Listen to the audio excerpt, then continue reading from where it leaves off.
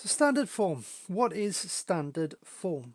Well, it's an easy way to write very big or very small numbers.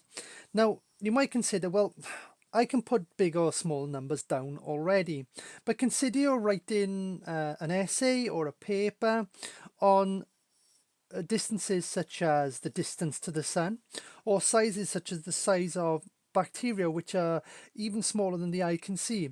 These are absolutely huge numbers, so if you try to write them out, it would look unprofessional, it would be hard to read out, they'd be difficult to work with. So we need some way to write them down smaller so that it's easier to read, easier to carry out calculations with. So this is how we create a number in standard form. Here we've got 23 million. First thing we do is look at the number furthest to the left and put a decimal point between that and the next number. So here a decimal point is put between the 2 and the 3. Next, we're going to count up all the other digits after the 2. So in this case, there are 6 zeros and one number, the number 3. So there are 7 figures altogether after the number 2. And all we've got to do then is write down 2.3 times 10 to the 7, because there were 7 figures.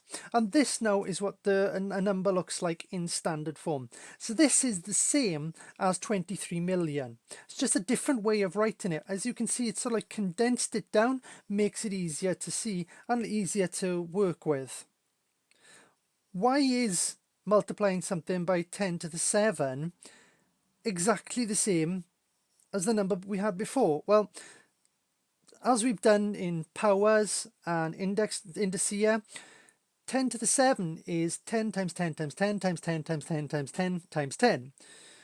And that will give us 2.3 times 10 million.